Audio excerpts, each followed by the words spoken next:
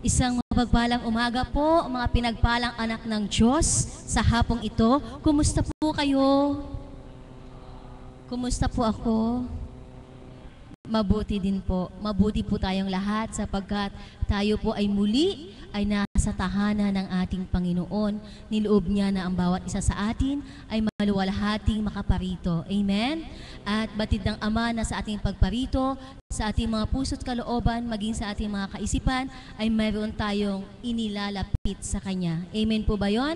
Maaring ito ay kagalingan ng ating kaluluwa, kagalingan ng ating katawang lupa, kahilingan para sa ating mga mahal sa buhay, kahilingan para sa ating mga pangangailangan sa ating buhay. Amen po ba yun?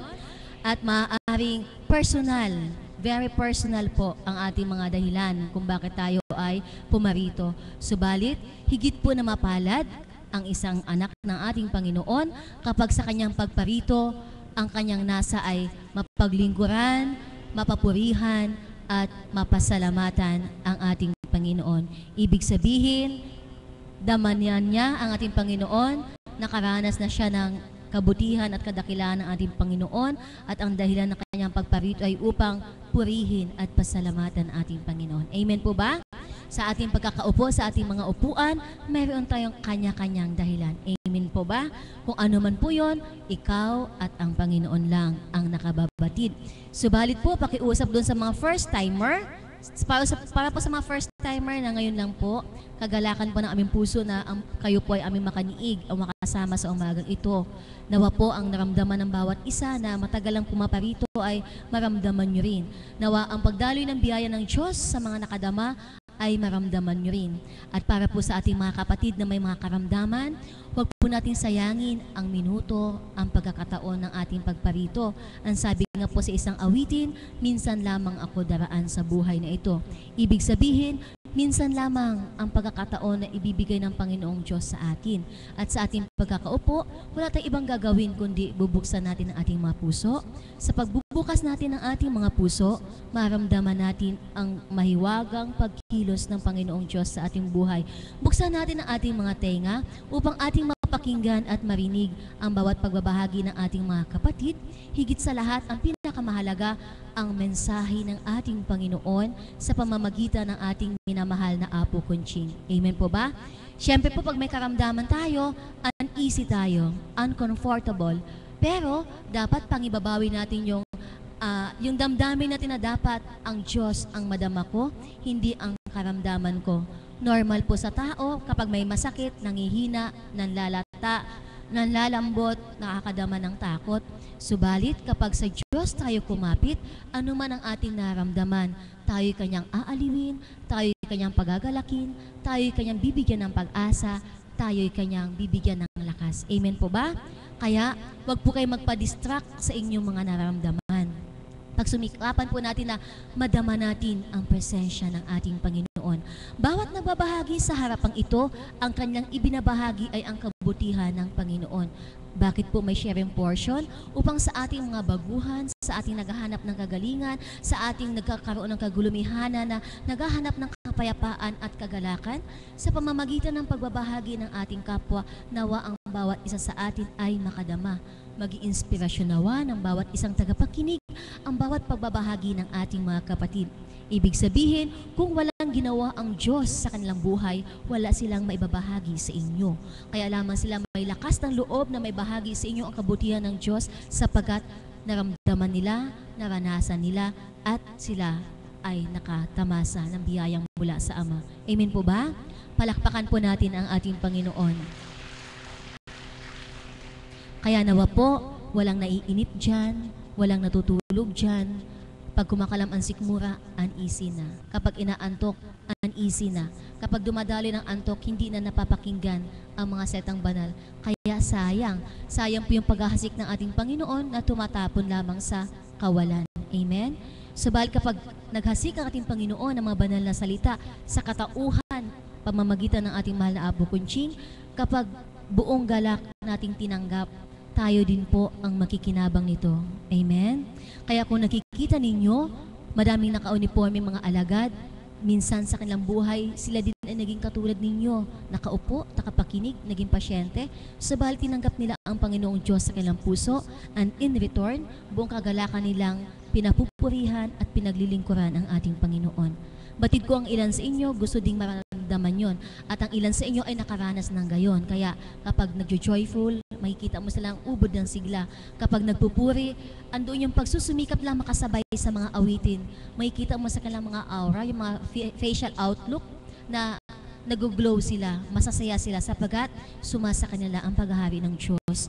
Alam ko, ang bawat isa sa atin ay makakaranas din ng ganon kapag binuksan natin ang ating mga puso at ang ating mga isip. At sa ating pagkakaupo, hinihiling nating, Lord, ipagkaloob mo na ikaw ay aking madama at makasama sa mga sandaling ito. Amen? Isang panambitan sa Ama na nunukal sa ating mga puso, nagmumula sa ating mga puso. Huwag po tayong patatalo sa ating mga naramdaman. Mapaglinlang po ang karamdaman ng katawang lupa. Subalit, kapag ang ating puso nagagalak at nag-uumapaw, damang-dama natin ang Diyos, hindi natin napapansin, naiibsan na pala ang sakit na ating naramdaman. Ang ating palang kahinaan ay lumalakas na. Ang ating pagkainip ay naaaliw na tayo. Sapagat, unti-unti na tayong inaaliw ng Espiritu ng Panginoon sa pamamagitan ng ating mataimtim na pakikinig. Amen po ba? Nawa po sa konting pagbabahagi, tips po para po sa mga first-timer, newcomers po. Naintindihan ko po kayo sapagkat ako minsan ay naging katulad ninyo. Nawa po, sama-sama tayo makadama ng galak, ng kabutihan, kahiwagaan at kapangyarihan ng Diyos. Amen po ba? Palakpakan po natin ang buhay ng Diyos. Muli po, isang mapagpalang umaga sa inyong lahat, mga pinagpalang anak ng Diyos na tumalimas sa kanyang panawagan sa dakong ito. Amen po ba? Kaya po, sa umagang ito, ako po ay lalapit ng ilang mga kapatid upang tanungin kung ano nga ba ang kanilang naramdaman sa kanilang pagparito, ano nga ba ang mga biyaya ng Diyos ang kanilang nakamtan sa patuloy ng pagparito. When it comes to biyaya, hindi lang po yung physical na pinagaling or yung nakamtan natin materially, subalit ang pagpapala ng Diyos ay sa maraming kaparaanan at sa iba't ibang kaparaanan niya ibinabahagi sa atin. Amen po ba? Maraming hindi tayo pinagpala sa mga material na bagay, subalit binibigyan tayo ng kasiyahan at kagalakan. Ibig sabihin, pinagpala tayo ng Diyos emotionally. Ibig sabihin nun, ang kagalakan hindi yan nabibili ng salapi, hindi may mabibili sa tindahan. Ate, pagbilang ng kagalakan. No. Ang kagalakan po ay walang katumbas na salapi sapagat ang kagalakan ay kaloob ng banal na Espiritu na nagmumula sa ating Ama. Mahirap ka man, pag magalak, may kagalakan ka, masaya ang puso mo, daig mo pa ang mayaman na humihiga sa limpak-limpak na salapi na walang kapayapaan. Amen? Walang contentment sa buhay. Amen po ba?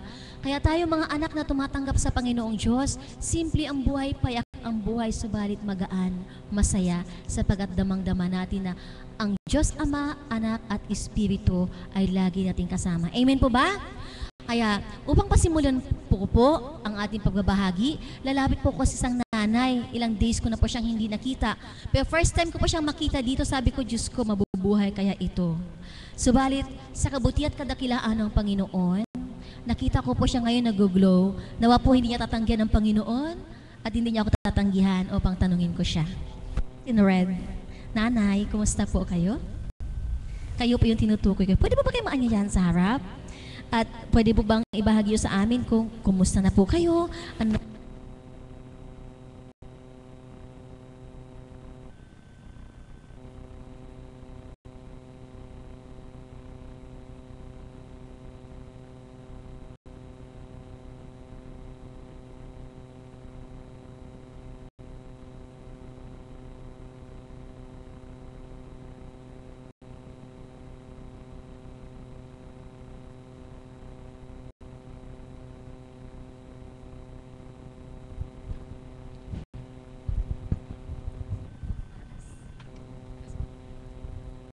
Hello, sound check.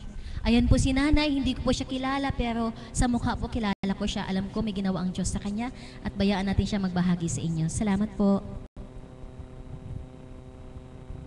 Maganda umaga po sa inyo. Ako po ay taga-Tinihero.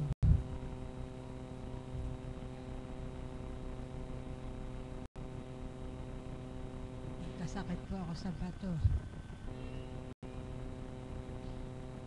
Awa ng Diyos naman, magaling na ako ngayon. Kaya salamat po sa Apo. Salamat po sa ating Panginoon si Jesus.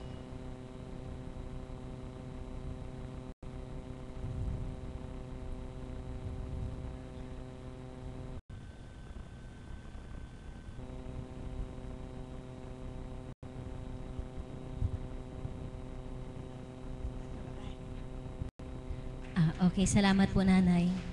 Hindi man po niya na-express na mabuti ang kanyang damdamin, subalit dama ko sa kanyang kalooban yung galak at kung ano ang ginawa ng Panginoon sa kanyang buhay. Ano po, nakita ko po yun sa physical outlook niya, sa aura niya. Salamat sa Ama.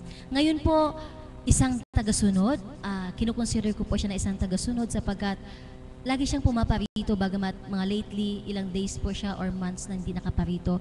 Pero alam ko sa kanyang pagbabalik, muli nakadama siya ng kabutihan ng Panginoong Diyos. Palakpakan natin ang buhay ng Diyos para kay kapatid na Ine Gregorio ng Valenzuela City.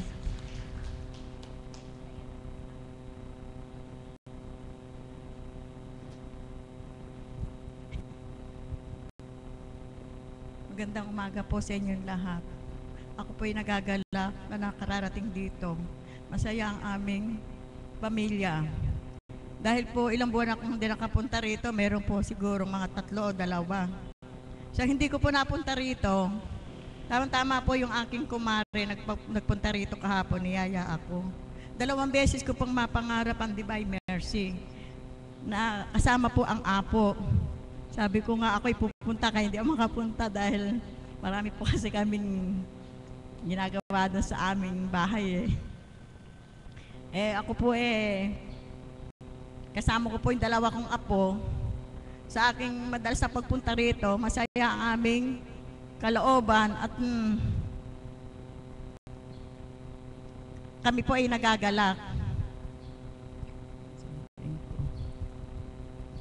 Kaya hanggang doon na lang po.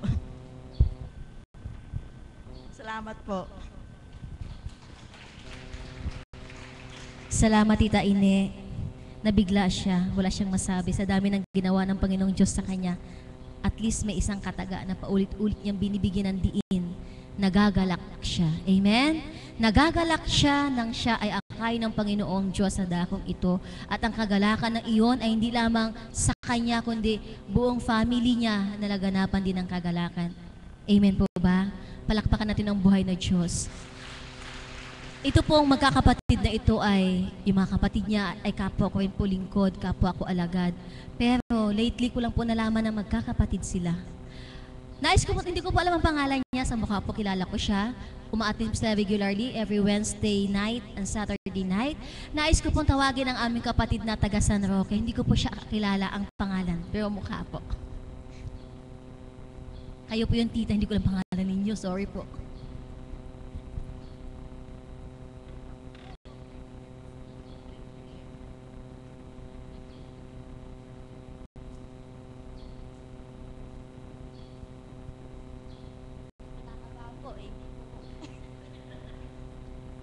Umaga po sa inyong lahat. Sa tanghali po ito pala. Marami na pong biyaya na natanggap ko po dito. Kaya lang po, nung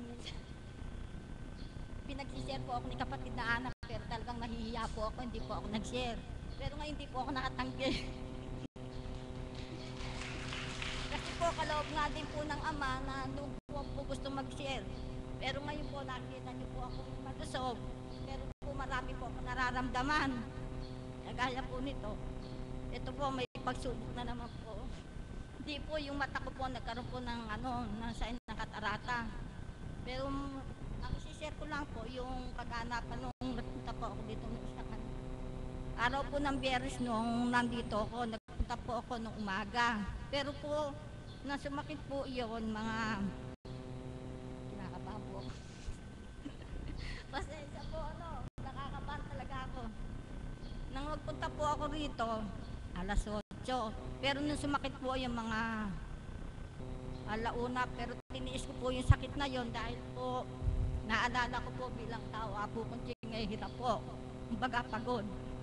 Diniis ko po hanggang inabot ako ng 8. Nung pong hindi na ako makatiis ng sakit na yon, tinawag ko na po ang tatay niya sa mga bata, pinatawag ko po sa bukid. Ang sabi ko po, tawagin niyo na po ang tatay niyo at ako po talaga hindi na makakatagal. Sakit po talaga nung naramdaman ko na yon. Nung dumating po kami rito, tinanong ko po kay kapatid na Cecil, ang mahal na apo, nandun po sa sa likod ni Cecil. Nung pong sabi ni kapatid na Cecil, mag-antay lang po kayo diyan at dadating ang mahal na apo doon sa adoration. Eh nga po, pumasok ang mahal na apo. Sa sobrang galak ko po, talaga pong umiiyak ako. Sabi po ng mahal na apo, wala yan. Kasi po talagang kasama sa sobrang tuwa ko po dahil nakaano po ang banal na espiritu sa pamagitan po ng Apo Kunching. Yun po, galak na galak po ako. Sa sobrang tuwa, kasama po yung iyak. Eh yun po, nung ang sabi po na punta na po kami doon sa adoration, sabi po ng mahal na apo sa akin, ano ba yung nararamdaman mo? Ito nga po, sobrang sakit. Talaga pong pagkaumandar, talaga pong nabubunsol ako. Sabi po ng mahal na apo, ginaganyan po, pinahiga po ako dun sa, ito po yung Lord of Pardon, pinahiga po akong ganyan, at ginanyan po yung tiyan ko. Sabi niya, ako masakit ba? Hindi po. Lamig eka. Pagdating ko po sa bahay, pagdating mo eka sa bahay, mag-ano ka eka ng, yung po ba yung, pag nagluluto sa kahoy, yung pong abo, ilagay mo eka sa basahan at ayun nga po, nung pagdating ko po ng bahay, inilagay ko nga po dito. Yun po, talaga pong buhay po ang Diyos. Talaga pong lahat ng hilingin natin dito, talaga pong ibibigay. Lalo na po ang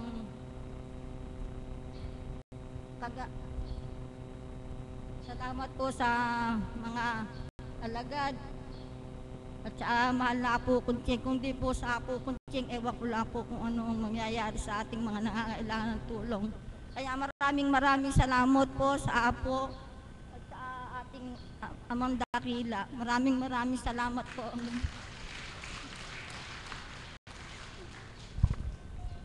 po pangalan niya? Baby po.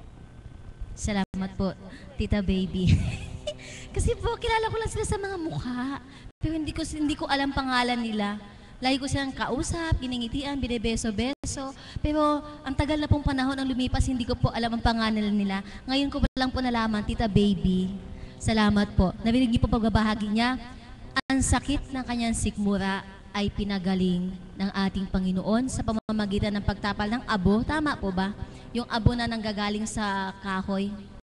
Yun. Di po ba ganun lang kasimple? Umuwi siya, ganun po kabuti ang ating Panginoon. Hindi natin kailangan gumasta ng limpak-limpak na salapi, pananampalataya lamang po. Amen? Pagtitiwala. Amen po ba? Sa mga sandaling ito po, nais ko pong bigyan natin ng daan ang isang pasyente. Nung nakita ko po siya, naka-wheelchair, subalit salamat sa Ama, sa kabuti at kadakilaan niya, sa pangalan ng Panginoong Jesus. Ngayon po, nakaupo na po siya at nais po niyang mag-share sa atin. Palakpakan tayo ang buhay na Diyos para kay nanay. O di po ba? Nakatayo na siya. Wala nang dalawang gulong. Amen? Yan ang kaiwagaan ni Lord. Magandang umaga po sa inyo. Ako hindi ko po akalain na bigyan pa ako ni Lord ng panibagong buhay. At ako po dumating po dito. Talaga nakalugmok na po ako. Ako po nasa ospital. Nakita ko po may makipundala na isang babae sa akin. Anak, umawang ka dyan. Ama, hindi ko po alam kung saan ako pupunta. Ang mga anak ko po hindi alam kung saan kukuha ng pambili ko ng gamot. At ayaw po akong palabasin ng ospital. Ang sabi ko, lalabas ako. At meron ako sa labas akong kailangan puntahan. Ang ginawa ko po, wala yung mister ko. Pumirma po ako sa ospital. Tumawag ako sa amin, ilabas na ninyo ako. At hindi ako gagaling dito sa ospital. Si Lord ang nagpupuntahan ko. Ang mga kako, Hindi ko po alam po sambahan. Ayun, may nagsabi po sa akin, dito nga raw po sa Candaba. Di ngayon, nung sabihin ng mga anak ko, doon tayo pumunta. Wala tayong pupuntahang ibang mediko kung hindi si Lord. Walang iba si Lord. Siya nagturo sa akin ng daan para bigyan ako ng buhay. Kung hindi niyo ako dadalhin doon, ibabalik niyo ako sa ospital. Wala akong magagawa, pero tandaan niyo, iiwanan ko kayo. Si Lord lang ang makapagpapagaling at tinuro na ang daan sa akin. Sabi ko, dinala po ako sa Malolos, punta ko doon, tinanggihan ako. Pinauwi po ako. Sabi ko, anak, umuwi na tayo. At talagang hindi ako pang-ospital. Kung pang-ospital ako, tatanggapin ako. Hindi ngayon nga po, dinala ko dito, nakabagsak ako dyan. Wala akong doon kain na ako, naiin ako. Talagang wala na, hindi ko na nalalaan. At ako kung kumain, isang kutsarang gatas, hindi ko pa po malulun. Ang kanin, isang kutsara, hindi ko pa rin malulun. Gamot, sinusuka ko. Panginoon ko, paano po beto? Sabi ko, Lord, tulungan mo po ako, maawa ka po sa mga apo ko't anak ko. May 3 pa po akong palakihin. Sabi ko, ayun, tinuro sa akin. Talagang kitang-kita ko, isang babaeng nakaputi, inakay ako. Hinila naman ako ng isang itim. Inyulog ako sa bangin. Hinaw naman ako, may sumagip sa akin. Lord, ako, salamat po. At ako inyahon nyo. Sabi ko, ngayon lang po ang may share ko sa inyo. Ang buhay naman ng Diyos. At siya po ang nagbigay sa atin ng buhay. Siya rin po ang magbibigay sa atin kung hanggang saan tayo. Salamat po.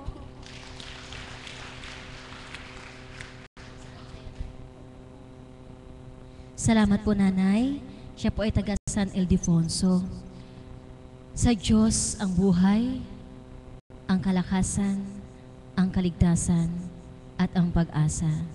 Amen po ba? Tunay nga pong napakabuti ng Ama. Palakpakan natin ang buhay ng Diyos. In Jesus' name. Ako po saksi sa Kanya. Nakita ko po siya nasa wheelchair na hindi na po yung nakahiga. Sabi po nung husband niyo po ba yun? Yung doon po, yung tumawag sa akin? Opo. Nakiusap po kung pwede siyang malay hands. Sige po. Noong naramdaman ko po sa kanya na hindi naman siya nawawalan ng panampalataya. Kaya ang sabi ko sa kanya, huwag kang malumbay. Life must go on. Kahit na ganyan ang kalalagayan mo, may awa ang Diyos. Walang imposible sa kanya. At tunay nga po, pinatutuhanan ng Panginoon mula sa higaan, inilagay sa wheelchair, at ngayon po, by herself, sa sarili niya, nakakatayo siyang mag-isa. Amen po ba? Napakabuti ng Diyos. Palakpakan natin ang Ama. Subalit, maaari kayong magtatanong, bakit ako hindi pa nakatatayo? Bakit siya parang gradually, ang bilis nung improvement niya?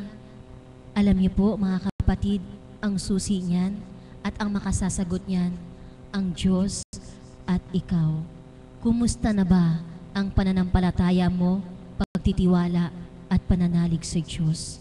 Ang sabi nga, kung may pananampalataya ka at malakas ang iyong pagtitiwala, ganun din kalakas at kabilis ang inyong recovery. Kung ano yung ibinibigay mong pananampalataya sa Diyos at pagtitiwala, ganun din ang iyong makakamtan. Kaya ako, nagpapasalamat sa Panginoong Diyos. Salamat, Nanay. Nasa dakong ito, nagtiwala kang ganap na ang aming Apo Kunching ay kinalulugdan ng Diyos at siyang ginamit para sa inyo. Amen po ba? Isang buhay na patutuo kayo na ang dakong ito ay tunay na gawain ng Diyos at hindi gawain ng tao. At sabi nyo nga po, mediko, correction po sa lahat, ang ating mahal na Apo Kunching ay hindi po siya mediko. Siya po ay kinalulugdan ng Diyos Ama, Anak sa pamamagitan ng Espiritu Santo. bilang pagkatao po, hindi po niya kayo kilala. Subalit sa kapangyarihan ng Diyos, Espiritu na nananalaytay sa kanyang pagkatao, bawat dampi ng kanyang palad, kung bukas ang puso niyo sa Diyos, makakadama kayo, makakatanggap kayo ng kagalingan ng iyong kaluluwa at katawan. Amen po ba? Palakpakan po natin ang buhay ng Diyos. At nanay, masaya po ako para sa inyo. Ipagpatuloy niyo lang po ang paglapit sa Panginoong Diyos. Laban lang po. Ngayon naman po, isang alagad ang nais kong tawagin. Nanay po ang tawag ko sa kanya. Emotionally, nanay ko po talaga siya. Hindi lang po dahil magkapatid kami sa espiritu, dahil sa alagad, kundi sa kibuturan ng puso ko, nanay ko po talaga siya. Kasi wala po akong nanay, madami akong nanay dito, pero isa po siya sa mga minamahal at pakamamahal ko pong nanay. Palakpakan natin ang buhay ng Diyos para kay Nanay Myrna Andrada.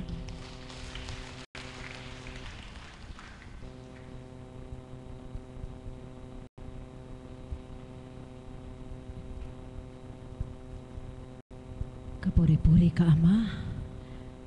Napakadakila mo. Salamat po sa iyo. Salamat po sa kinalugdan mo at salamat po sa mga kapatid ko. At maraming salamat po sa pagkakataong ito. Pagharian mo po akong ganap na nawa ang ibabahagi ko sa mga kapatid ko ay kapulutan ng kahit kakarampot na aral. Amen.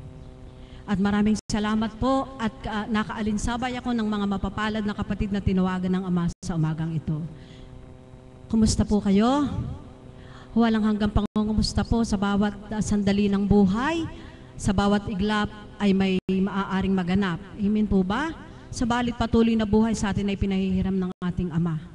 Napakadakila po ng Panginoon. Bagamat walang tema, sumaad po sa isip ko yung katanungan na ano ang nagiging dulot sa iyo sa pagparito mo sa araw-araw. Sa akin po mga minamahal ko mga kapatid, tuwirang ko po sasabihin at ihahayag sa inyong harapan, ang nagiging dulot po sa araw-araw na kalooban ng Diyos na kami makaparito, tayo'y makaparito, walang hanggang kagalakan po. Bakit nga po hindi nung isang araw, nagbabahagi po si Mother Marisa, ang tumimo po sa aking puso dun sa kanyang ibinahagi, kung minsan tayo, tao, hindi po natin nabibigyang halaga yung maliliit na bagay, yung maliliit na hiwaga ng Diyos na nagaganap sa ating buhay. Halimbawa po halimbawa po yung ikaw ay nagalit, subalit hindi nagtagumpay yung galit sa puso mo. Nakatalima ka sa panawagan ng Ama.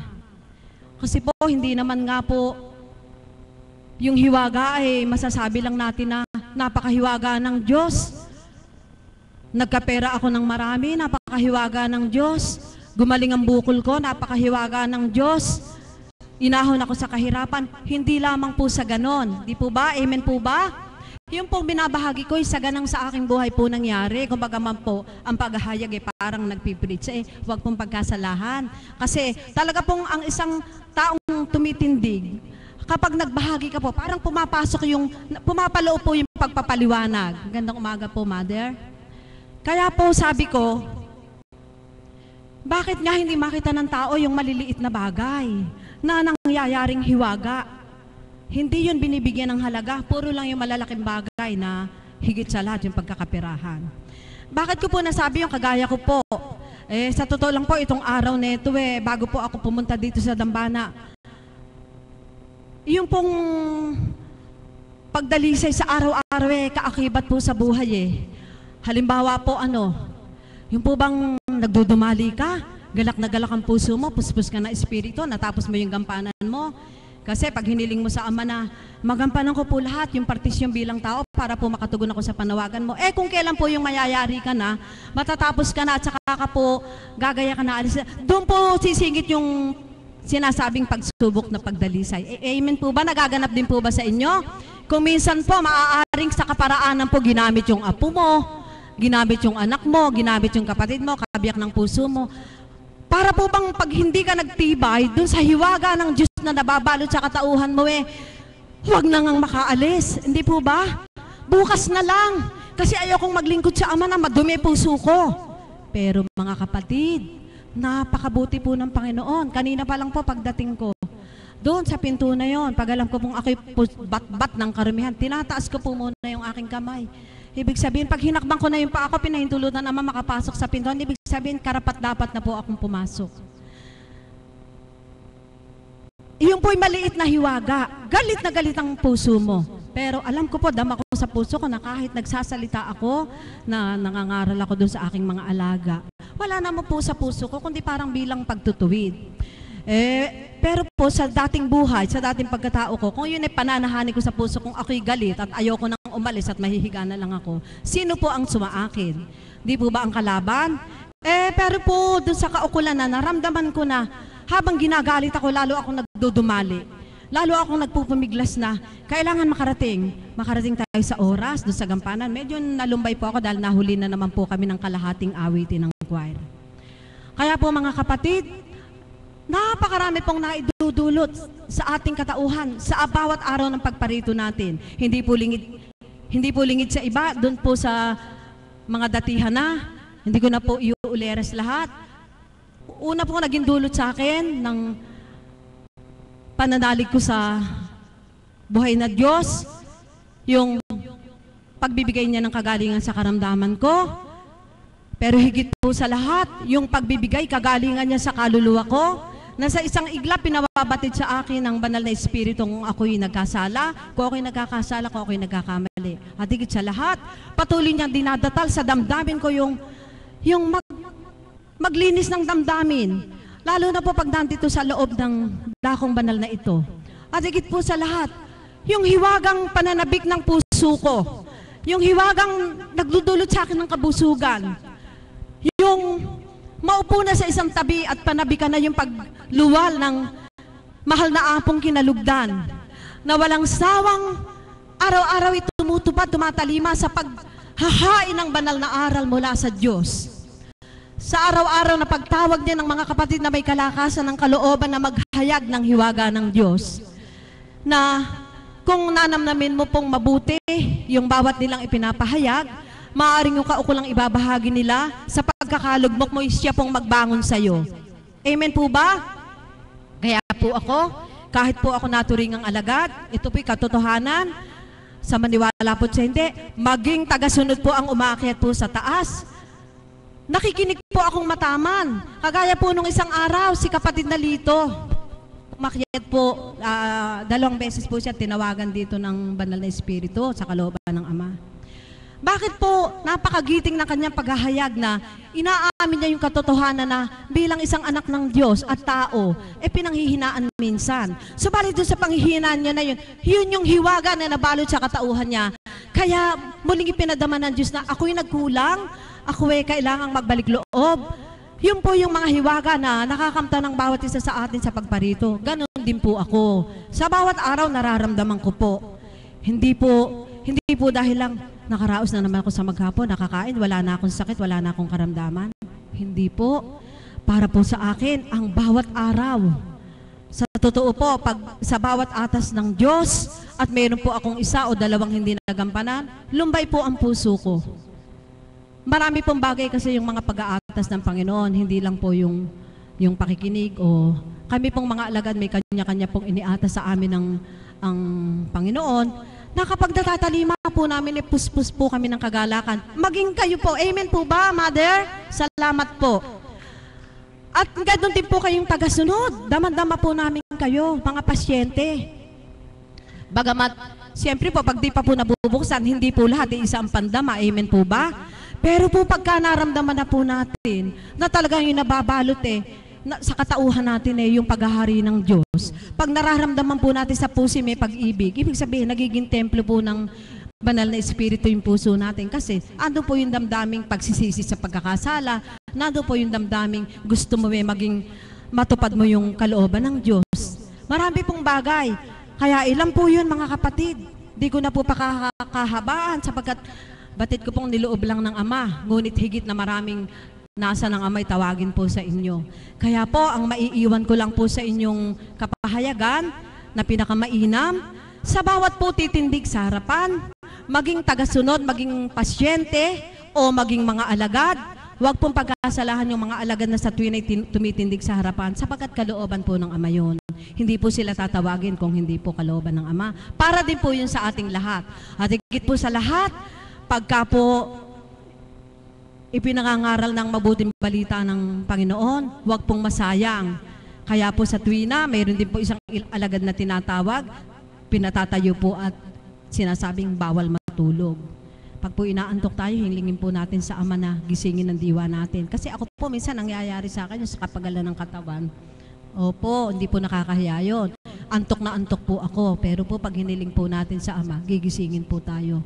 Siguro po, yung konti ko pong ibinahagi na yon, yun po yung mga naging dulot sa akin sa araw-araw na pagparito ko, kagalingan ng mga karamdaman kong iba't ibang uring karamdaman po sa katawan, at kung paano po napahalagahan ko yung sabi nga ni Mother, yung maliliit na hiwaga, dapat po bigyan nating halaga yun. Hindi po sa pera lang at hindi po sa kagalingan lang, kundi yung pong hiwaga na bakit sa kabila ng mga balakid, araw-araw po tayong nakakatugon sa panawagan ng ating Panginoon. Lalo na po kung wala namang mahalaga, nagalit ka lang, kaya hindi ka natumuloy, nagalit ka, wag po. Panahanin po nawa natin sa ating puso yung pagtitibay. Pare-pareho po tayo nagsusumakit, kaya ako po kahilingan ko sa Ama, patuloy niya po akong loobin na makapagtibay, makatalima sa kanyang kalooban, at hanggang sa wakas para po makapiling ko siya sa kaluwalhatian. Muli po, maraming salamat at magandang umaga po sa inyong lahat. Salamat, Nanay. Wala pong taong perpekto. Subalit ang mahalaga po, alam natin na may Diyos, nagsusumikap tayo na makapamuhay alinsunod sa kalooban niya. Ang mahalaga po, kumikilala tayo sa Diyos at kinikilala natin na bilang tao, may mga pagkukulang tayo at pagkakamali. Ang mahalaga po, sa ating pamumuhay sa bawat araw, hindi tayo nakakalimot na tayo ay tao at may Diyos na dapat nating ibalik ang lahat ng parangal at papuri sa Kanya. Hindi natin nakalimutan na may Diyos na dapat higit hinga natin ng kapatawaran. Amen po ba? At pasalamatan. Mga kapatid, ang gawaing ito ay hindi lamang po gamutan ng mga may sakit physically, yung karamdaman sa katawan. Higit sa lahat, ang gawaing ito ay ipinundasyon ng Ama upang gamutin ang ating mga kaluluwa, upang kamtin natin ang Kanyang pangako na buhay na walang hanggan. Kaya kaakibat ng gawaing ito, hindi lamang pagpapagaling muli ng katawang lupa, kundi ang paghubog, paano ka ba maging isang mabuting Kristiyano. Kaya ang gawaing ito, meron po kami tinatawag na vigil. Ang mga alagad, may vigil sila from Kawan 1 to 10, na ngayon po may merging na po, mga tagasunod o pasyente na gustong makianib, sumama, welcome po, bukas pa may vigil, 9 to 12 midnight po, araw-araw po yon. Mayroon din pong dalawang sets ng vigil ng kabataan. Depende po sa age level nila. Mayroong 9 to 12 at mayroon pong 12 to 3, yung medyo mga ka-adolescent na ba? A teenager, adolescent na po. 12 to 3 po sila. Kaya mga kapatid, sa umagang ito, nais ko pong ibigay sa inyo ang isang kabataan. Bagamat teenager pa lang po siya, 13 pa lang po kasi. At nais ko pong itanong sa kanya, ano ba ang dulot ng vigil sa buhay niya bilang sa age of 13 years old? Palakpakan po natin ang buhay ng Diyos para kay kabataan Trixie Bautista.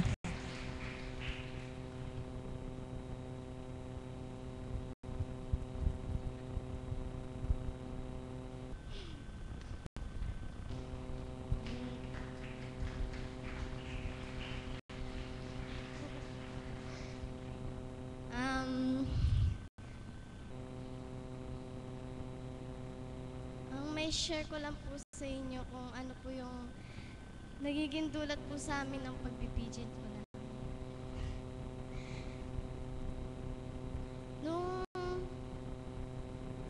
Nung simula po nagbigil ako, parang mas napapalapit po ako sa kanya, tas mas nakikilala ko po siyang lalo kung paano po siya kahiwaga, paano po siya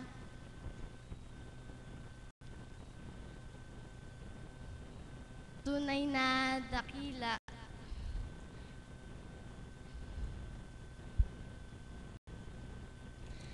Sa pagbibigil po namin, marami po akong natututunan kung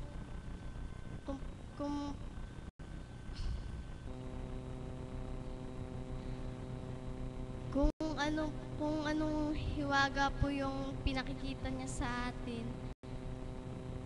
Meron po siyang hiwagang pinakikita, pero po yung iba hindi po nila nasisilayan kasi po para po hindi pa po nila tanggap na buhay po talaga siya.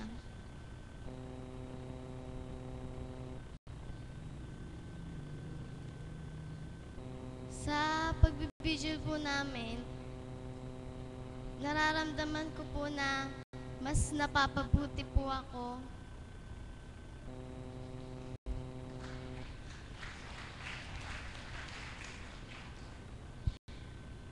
Dati po kasi, hindi po ako masyadong pumupunta dito sa dambanang ito.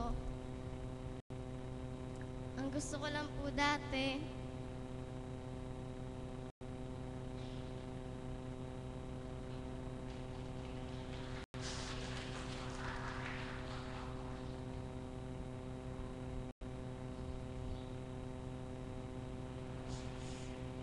gusto ko lang po dati na laging naglalaro, lagi pong nasa kapitbahay. Hindi po ako sumasama dito. Pero po, nung sumunod-sunod na po yung pagpunta ko dito, nung simula nga po nung nag-vigil ako, iba po yung naramdaman ko.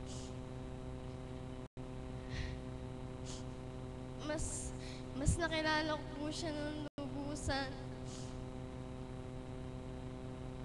Tapos po, minsan po pag nagme-mensahe si Apo, minsan po sa mga mensahe niya, minsan po tinatamaan po ako kasi po nare-realize ko na mali po pala yung ginagawa ko dati na kung ano kung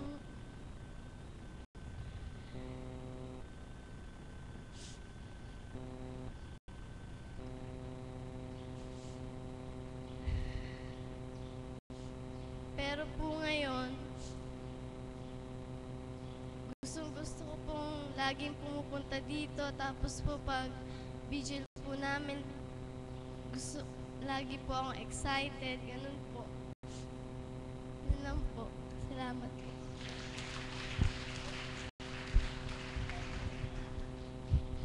Maraming salamat po. Ang totoo po ng anak ko po yun. Anak ko po yun. Ako po yung nanay na hindi naman po ako nagtatanong, anong topic nyo, anong tema nyo, anong sharing portion nyo, anong guide question nyo. Hindi po ako nagtatanong. Nag-observe po ako sa kanila. Kaya po ako nagkapasalamat sa Ama na mayroong pong vigil sa dakong ito. And thank you, Tita Promise. At dun po sa mga nag-akay sa kanya. Minsan po kasi ang pag-vigil, akay-akayan. Sige, sama ako. Tapos, pag naranasan nila, masarap pala mag-vigil, sila na mismo sa sarili nila ang mag-uubliga sa kanilang sarili na dumalo ng vigil. Ang totoo po nun, first time na mag-vigil siya, worried ako kasi 12 to 3. Alam ko po ang vigil nila hindi natapos ng 3 o'clock hanggang inaabot na alas 5. At sa amin po kasi, kung hindi mo yan gigisingin, hindi siya gigising. Kaya po ako may kaba nung first time na dadalo siya ng vigil. Pero salamat sa Ama, ang 1 oras na tulog, ang 2 oras na tulog at yung tulog ng 8 oras, pantay lang po pala kapag sa Diyos ka nag-alay. Amen po ba? Ganun po. Nakita ko po yan sa anak ko. Noon po, tatawagin sila na, alas 6 na, magdasal na tayo. Pero salamat po sa Ama, may vigil sa dakong ito, may Mami Promise siyang ginamit upang gabayan ang kabataan, hubugin sa paglapit sa Diyos. Ino-observe ko po sila araw-araw. Sabi ko, ang panalangin wala naman sa oras yan. Basta ang mahalaga manalangin ka, pagising nyo, bago kayo matulog, salamat sa Ama. Nakita ko po yun sa kanilang magkapatid. Pagising, walas lang kamalayan, in-observe ko bawat kilos nila, bawat movements nila. Sabi ko sa sarili ko, tignan ko nga kung may natutunan to sa vigil. Kung talagang nag-work, baka mamaya barkadahan lang ginagawa. Subalit salamat sa Ama, Anak at Espiritu, kay Apo Kunching at sa kanyang shepherd at dun po sa mga kaibigan niya na unang nag-akay sa kanya na madumalo sa vigil. Nakita ko po, ako din po naligayahan sa nakita ko sa kanya, hindi lang po siya. Yun po yung kagandahan, na kapag lumapit ka sa Panginoong Diyos, hindi lang ikaw yung may kinabang, yung buong pamilya ang makikinabang sa kaloob ng Diyos na biyaya sa sino mang anak niya na lalapit sa Kanya. Amen po ba? Palakpakan po natin ang buhay ng Diyos. Iisang spirito, hinahanap ko po ang alagad na ito kanina, sapagkat alam niyo po, minsan nagpahapos to sa akin at nasabi ko, anong klaseng bituka ito? Empty. Parang stomach, parang sikmura ng sanggol. Kasi sa kanyang katatayuan, buhay siya dahil sa kapangyarihan ng Espiritu. Palakpakan natin ang buhay ng Diyos para kay Isidora. Salamat kapatid. Buhay ang Diyos. Amen. Nakita niyo po bang umindak ako kanina kahit kapiraso? Napaindak po ako sa galak, sa totoo lang. Nakita niyo rin po ako nung mga ilang linggong nanghihina ako. Putlang-putla, mahinang-mahina, masakit ang buong katawan. Nakita niyo po yon? Palakpakan natin ang buhay na Diyos. Sa palagay niyo po, kaya lumakas si Isidora, kaya gumanda si Isidora, sino pong mahiwaga? Sino pong mahiwaga? Ang divine mercy sa pamamagitan ni Apo Conching. Palakpakan natin ang buhay na Diyos. Alam niyo po, ang galak sa puso ko, napaakyat ako sa taas, sa 3rd floor, sa bahay ni Mami Marisa. Dahil galak po ang puso ko kagabi pa. Bukod sa pinagaling niya ako, ito po yung prayer ko nung marinig ko po yung hipag ko at saka yung asawa ko na may balak pumunta dito sa dambana. Nagdasal agad ako. Sabi ko, Ama, kapag umapak po sa banal na dambana ang paa ng aking asawa, hipuin niyo na po, hipuin niyo na po, hipuin niyo. Huwag niyo na po pakawalan. Amen? Ay bakit po maghahangad ako? Bakit po yun ang dasal ko sa Panginoon? Kasi po, ito inaangkin ko, bawat apak ko dito, kahit anong nararamdaman ko, nawawala. Kung anumang jablo, 7 jablo ang kumakapit sa'yo, pag umapak ka sa banal na dambana, tanggal yon. Palakpan natin ang buhay na Diyos. Kaya po, galak na galak ang puso ko, hindi po pinaalam sa akin na ngayong araw na ito, pupunta yung asawa ko at hindi kasama yung hipag ko. Siya lang mag-isa. At marami na lang prutas. Ngayon po, yung hiwagan ng Ama, hindi po yan nabibili ng salapi. Yung galak po na ipinadama ng Ama sa akin, hindi po nababayaran ng salapi yun. Ganito po yun. Sabi nga ni Kuya Lando nasaan ka? Prayer warrior ka pa naman.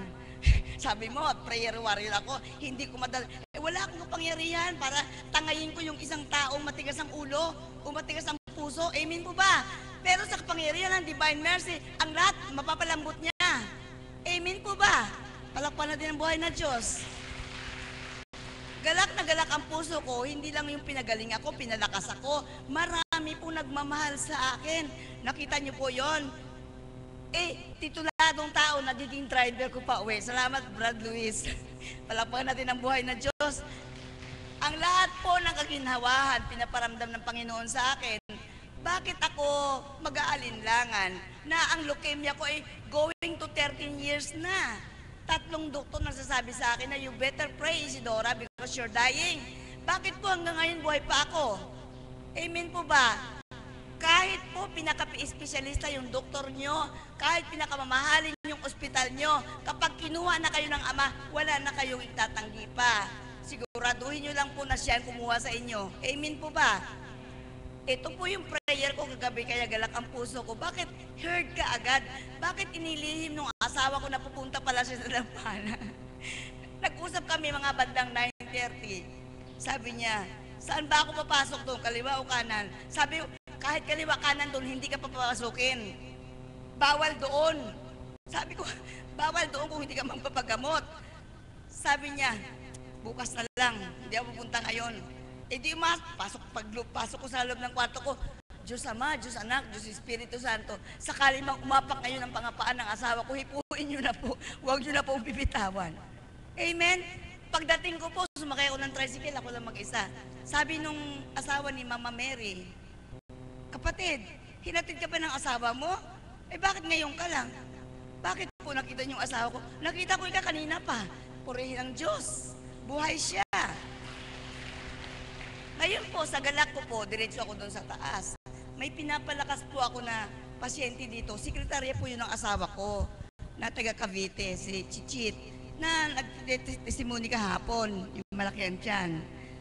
Alam niyo po, yung hiwaga ng Ama, yung galak na binibigay niya sa'yo, hindi po mabayaran ng salapi yun. Kasi nagtibay po si Chit, hindi po nagpa-opera.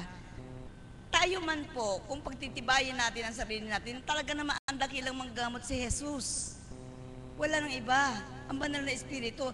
Dahil kahit naman po napakarami ng pera mo, napaka-espesyalista ng doktor mo, punta ka pa sa ibang bansa. E ako galing sa ibang bansa, doon na lamang may leukemia ako, napagaling ba ako doon? Hindi, dito po ako napagaling sa banal na dambana sa magitan ni Apo Conching. Kaya po, napasaya. Pagdating ko po doon, lahat doon ng tao gusto kong ihag, gusto kong yakapin, papuri pa salamat sa Panginoon. At pagbaba namin, natangay ko si Chit na nahihirapan. Pagbaba namin, hindi na ako nagdalawang isip ko, Ama, iindak ako para sa iyo kasi pinalakas mo ako. Dahil hindi ko na po kailangan mag-testimony pa. Dahil ang tao palang nakakarinig sa akin, sabi ni kapatid na Birhel, kilala niyo po si kapatid Birhel, narinig niya daw po lahat ang lumalabas daw sa bibig ng asawa ko. Na pinapag-aralan si Chit at pinapagtibay. Sabi niya, sabi daw ng asawa ko, hindi ko narinig eh. Si Birhel ang nakarinig, katabi si kapatid na Cecil. Chit, magtibay ka lang kasi nakita mo ang mamdori mo. Nakikita ko yan kung paano umakit sa 3rd floor para magdasal. Nakikita ko yan na nanghihina. Subalit malakas na ngayon. Sino po ang palakas sa akin? Yung pananampalataya ko, yung pananalig ko na sinabi ni Apo Conching, muli kang palalakasin ng Ama. Bakit po hindi ako kakapit sa Kanya? Bakit hindi ko paniniwalaan yung mga salitang yun? Hindi naman po sa tao nang galing yun. Amen po ba?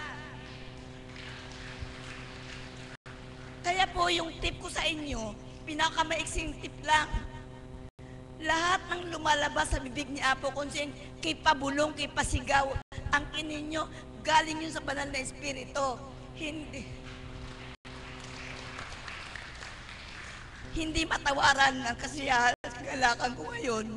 Kasi po, hindi na ako naghihirap na ipagdasal ang ganitong tao, isang pasyente o isang mahal sa buhay, sapagkat katulong ko po ang banal na Espiritu na kung tapat ka lang sa Kanya, tapat siya forever.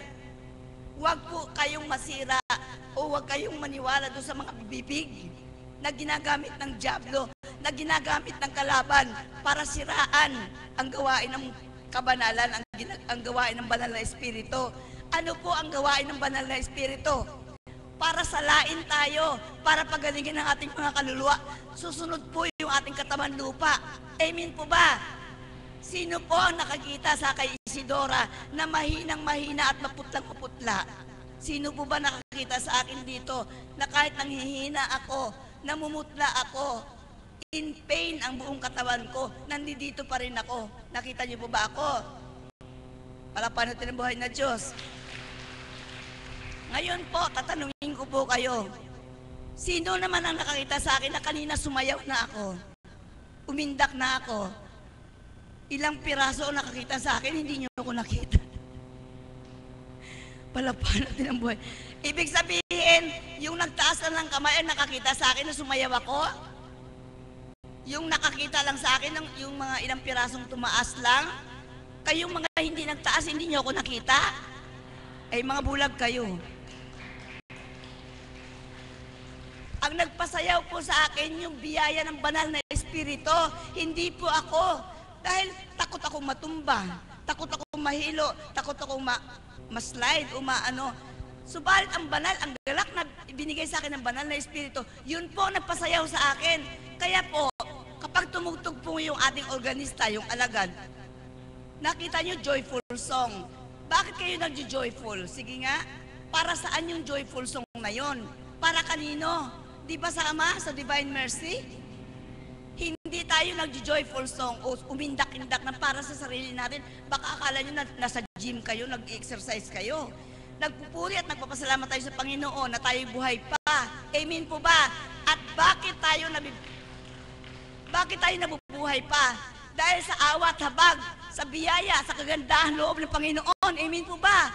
At sino po ba ang ating Panginoon? Sino? Sino po? Lakasan niyo po. Divine Mercy. Sino po ba ang Divine Mercy? Ang Divine Mercy at ang banal na Espiritu, si Jesus ay iisa. Amen po ba? Hindi na po bababa ang katawan lupa ni Jesus para gamutin kayo. Ang sumasamba po sa banal na Espiritu, ang banal na Espiritu po, sumasa kay Apo Kunching. Amen po ba? Kaya po nagpapagaling. Kaya nga po, basta narinig nyo na tumugtog na yung organ at nagjo-joyful song na tayo, wini-welcome na natin yung banal na Espiritu. Di po ba kahuli-huli ang inaawit, Come Holy Spirit? Tinawag nyo yung banal na Espiritu, kaya nagagalak kayo. Kahuli-huli ang tinutugtog niya, Come Holy Spirit. Tapos, pasasayawin kayo, umiindak kayo. Napakalaking biyaya po nun sa atin. Amen po ba? Kaya po, magmula sa araw na ito, makikita nyo na namang umiindak si Isidora sapagkat ang kagalakan, ang katibayan ng loob, ang kagalingan, kalakasan, ibinigay na po sa akin muli. Maraming salamat po. Magandang umaga. Salamat po kapatid. Maraming salamat po sa lahat ng nagbahagi sa umagang ito. Magsitayo po ang lahat.